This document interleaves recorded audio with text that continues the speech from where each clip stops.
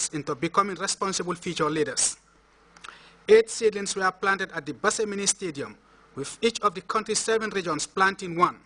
And Abubakar Mark, a youth football coach from Charlton Athletics Football Club in England, who served as the football trainer during the camp, also planted 1 seedling. Another 4 were planted at the Basse Area Council and the Governor's Office. The children were excited to have the opportunity to plant trees, thus contributing to the protection and conservation of the country's prestigious flora, which they say forms an essential component of human life. And after planting the tree, it can be used as a source of income, and it can also protect the soil from soil erosion.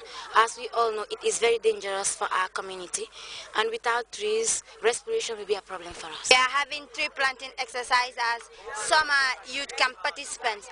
As you can see around the stadium, the stadium is almost barren. You can see only grasses and no tree. So we decided to come around and plant trees so that it will help at least when they grow up, it will provide seeds or fruit stuffs like that, so that when people of Basse come to watch football or their sports here, they can sit under the shade and, you know, benefit from that. As you can see here, these plants are very good in our life. Without plant, there is no life. Because the carbon dioxide we breathe out, that's what the plant gets and gives us this one, oxygen.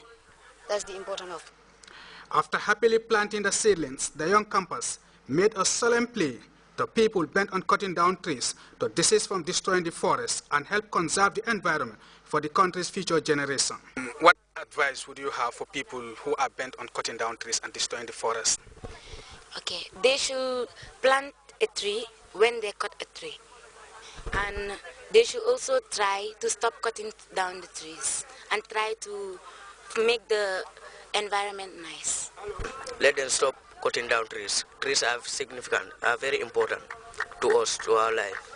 Cutting down trees is something that is not good, but since we cannot avoid it because we need them for firewood and other stuffs, if you cut down a tree, we plant another one to replace it, so that the coming generation will benefit from it. For Abubakar Mark, a youth coach from Charlton Athletics Football Club in the English Championship, who has been exposing the campus to basic football skills, tree planting was a whole new experience for the English tactician. What was the experience like? Good, fun. I find it fun. I don't mind planting another one. I find it fun. With the Gambia and the rest of the world grappling with environmental degradation, teaching the future generation about the importance of the environment is one effective way of tackling this global problem. This own exercise is meant to engage the young people, give them the notion, give them the skills, give them the belief that trees are very important in our survival as human beings, and also that they have a responsibility to contribute in keeping our environment and maintaining it. Planting the seedlings is one thing, nursing them to grow is another thing, a concern for the campus. But the Upper River Region Youth Coordinator assured the proper caring of the young plants. For the campus though, they only hope that their efforts will not go in vain. Should all 12 plants grow, not only will they benefit the people of Basse, but will serve as one of the legacies of the 2013 Youth and Sports Summer Camp. And some of the kids will one day like to return to Basse and see these seedlings grow.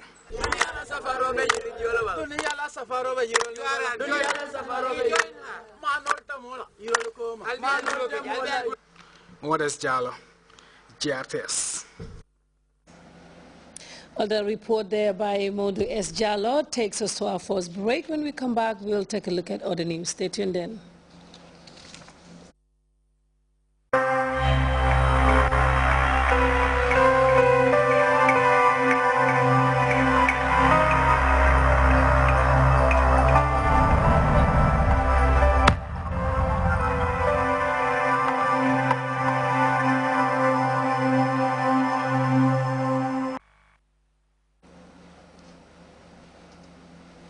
Welcome back to the news. North and South Korea today held talks on resuming reunion for families from both sides of the border.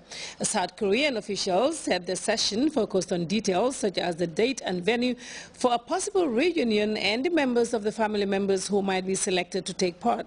CNN's Paula Hancock meets one man who is hoping to see his family again. age of 89, Kim Wong-wan knows this may be his last chance to meet his two daughters he last saw 60 years ago.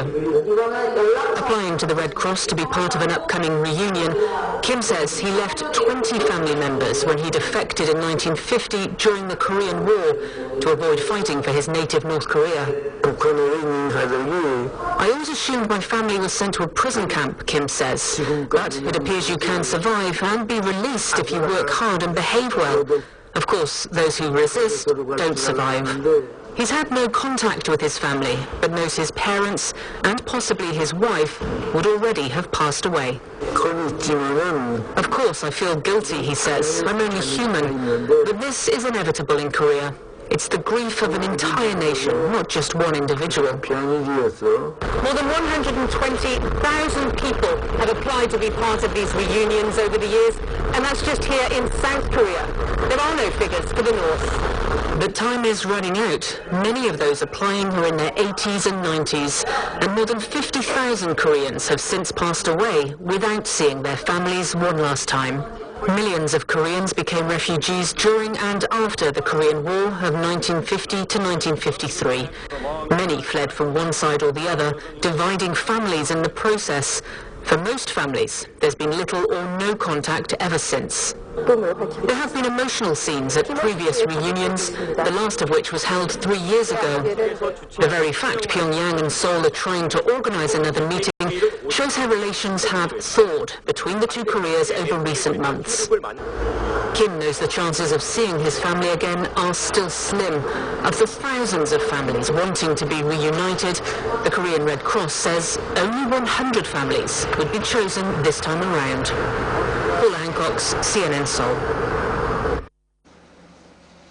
Ever since the recent crackdown on supporters of ousted President Mohamed Morsi, the streets of Cairo have been calm. That is no small part due to curfew put in place in recent days. CNN's Ian Lee takes us through a tour of Cairo streets at night. Police sirens pierce the humid air in downtown Cairo, an echoing warning to curfew violators. The police and army on patrol in the darkness. More than a dozen officers are on guard, guns at the ready. Everyone out after 7 p.m. is stopped and questioned, their IDs carefully scrutinized while their cars are thoroughly searched. Brigadier General Hani Gerges tells me these are tense times.